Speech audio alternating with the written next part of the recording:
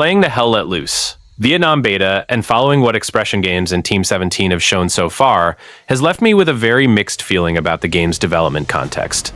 On one hand, you can see that the team wanted to do something ambitious, migrate the franchise to Unreal Engine 5, rewrite a good portion of the codebase that existed since the original Hell Let Loose, and build a parallel studio just to handle this project, while classic HLL continues to receive support. This already shows a level of planning that we rarely see in tactical FPS sequels/standalones, especially with 50 versus 50 battles, helicopters, tunnels, and river combat being implemented all at once. From a production standpoint, the choice to make a separate game rather than DLC is a decision that makes sense, but it also explains a lot of what we saw in the beta. They are basically launching a new HLL with a new engine, new setting, new mechanics, and new server infrastructure all at the same time. This is risky. It requires much more testing, more balance tuning, and above all, much more optimization work. And that is precisely where the beta made it clear where development suffered the most: unstable performance, optimization issues, and a feeling that the game still needed polishing before going 1.0. The postponement from June to August 2026, announced after the open beta, was an important signal of how the team is handling development. Instead of pushing the launch out with the game in the state it was in, they preferred to use feedback from the beta, forums, and content creators to justify a few more months of tweaks, mainly regarding performance and overall experience. This gives me the image of a studio that, even under publisher pressure and community expectations, is willing to hold back the launch so as not to burn the brand right out of the gate. On the technical side, the decision to move up to Unreal Engine 5 has two sides. On one hand, it opens room for denser graphics, richer vegetation, more complex lighting, and, in theory, better long-term scalability. On the other hand, UE5 in a 50 versus 50 shooter with many vehicles, helicopters, tunnels, and explosion effects is a recipe for performance issues, especially on consoles. What we saw in the beta was exactly that: a game with excellent ideas, but that still needs a lot of work to run stably across different hardware configurations. The development structure itself also says a lot. Having a separate team for Vietnam while another stays on the original HLL is an intelligent strategy to avoid abandoning the existing base, but it also divides resources, attention, and internal experience. This might explain certain more conservative scope choices in the initial maps and mechanics, and also the care not to turn the game into something completely different from what fans already know.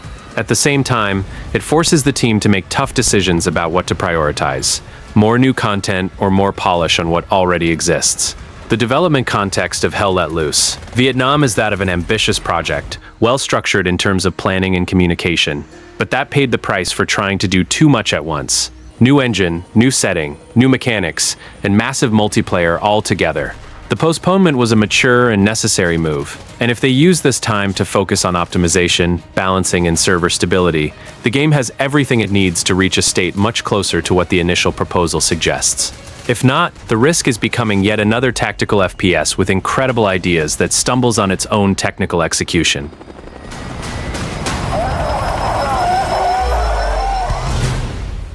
The gameplay feels like an interesting evolution of the original formula, but not yet a complete reinvention. By the way, if this gameplay is convincing you and you're thinking about playing Hell Let Loose Vietnam, here's a quick tip. The game's pre-order is already available on Instant Gaming, and they have one of the best prices for the game right now. And the best part, Instant Gaming is not a marketplace, so you buy directly from the store with much more security. And of course, you're not forced to buy through there, but if you decide to grab the game and want to support the channel, I would be very grateful if you used my affiliate link in the description. That really helps out my work. Thanks a lot from the bottom of my heart, and now let's get back to the gameplay. After playing only the beta and following the material released by the developer, my impression is that the game understands very well that the Vietnam War cannot be treated simply as a swap of weapons and uniforms. Dense vegetation, rivers, tunnels, and the presence of helicopters significantly change how you need to move and think during a match. The gunplay continues to follow the heavier, more realistic proposal of Hell Let Loose. Weapons have impact, recoil requires control, and typically whoever shoots first, chooses a better position, or manages to spot the enemy holds the advantage. I like this pacing because every confrontation feels dangerous, but I also felt that vegetation can turn some combat into somewhat random moments. In certain situations, I wasn't sure if I had been defeated by a positioning failure or simply by someone hiding in an impossible-to-identify spot. And this is precisely the most striking aspect of gameplay. Spotting isn't always what matters most. In Vietnam, running forward across an open area can be a terrible idea, while crawling through grass, crossing a river, or flanking an enemy position can make all the difference. For me, this creates a very good tension because the game rewards patience and observation instead of turning every match into a constant sequence of firefights. Tunnels are probably the best new addition to the experience. They don't just act as hiding spots, but also as a way to create alternate routes and bring troops closer to important objectives. When used with coordination, they can completely change the direction of a battle, allowing attacks from behind or a quick recovery after losing territory. I really like this idea because it gives the Vietnamese side its own identity, rather than simply offering a weaker version of the American army. Helicopters also have an enormous impact on match pacing. They manage to transport squads quickly, support attacks, and reduce that tiring travel time between base and objective. At the same time, I found that they can become frustrating when the team lacks competent pilots or when air combat dominates the match.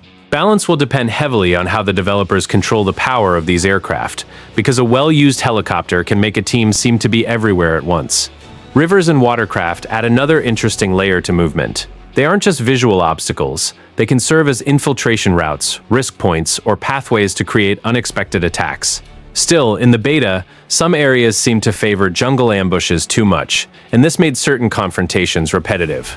My concern is that if the maps don't offer enough variety in distance, cover, and terrain, the experience could end up relying too much on standing still and waiting for someone to walk past. In its current state, I left the beta believing in the gameplay's potential, but without considering everything fully solved. The foundation works, the environment blends very well with the tactical proposal, and the tunnels, helicopters, and rivers create situations that don't exist in the same way in the original Hell Let Loose. However, the experience still needs more variety in combat, better visual reading between player and vegetation, and more consistent performance, since technical issues can directly affect accuracy and the feel of confrontations. For me, it is promising and distinct gameplay, but one that still needs refinement before showing its full potential. Hell Let Loose.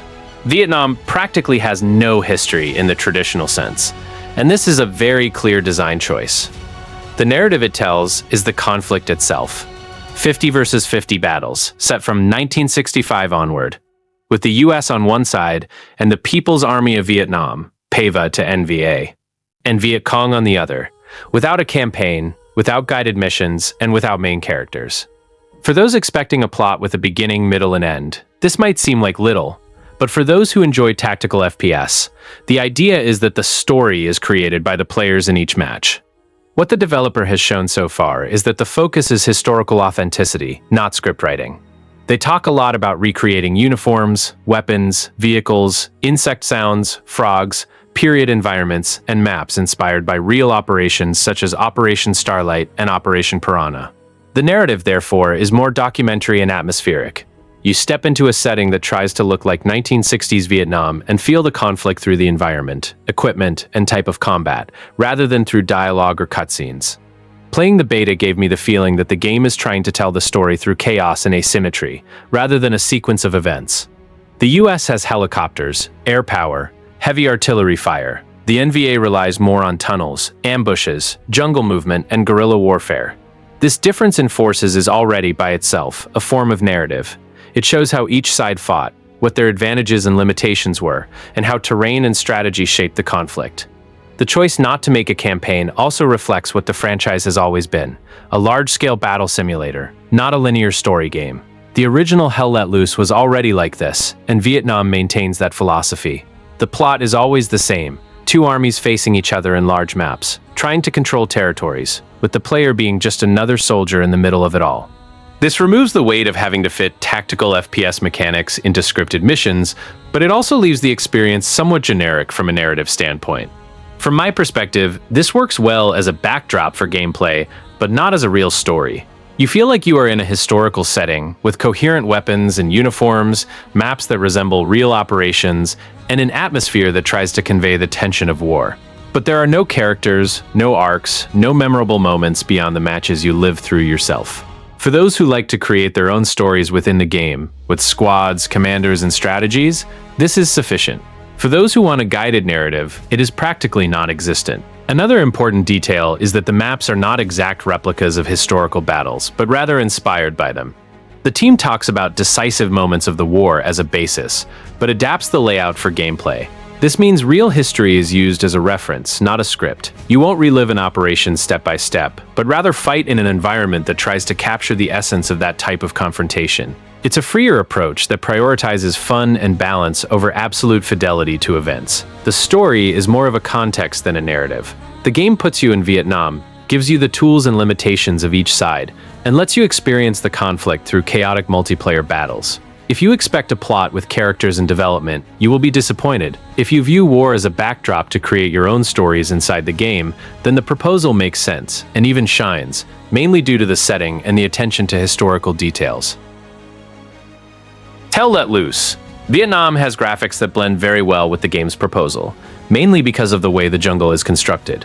After playing only the beta and following the material released by the developer, I was left with the impression that the visuals don't try to be overly cinematic all the time. It prioritizes a dirtier, heavier, and more natural look, which helps convey the sensation of advancing through a dangerous environment. The game is being developed on Unreal Engine 5, and this shows mostly in the lighting and the density of the environments.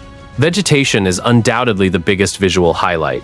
Trees, leaves, flooded areas, and narrow paths create a visually dense jungle without looking completely artificial.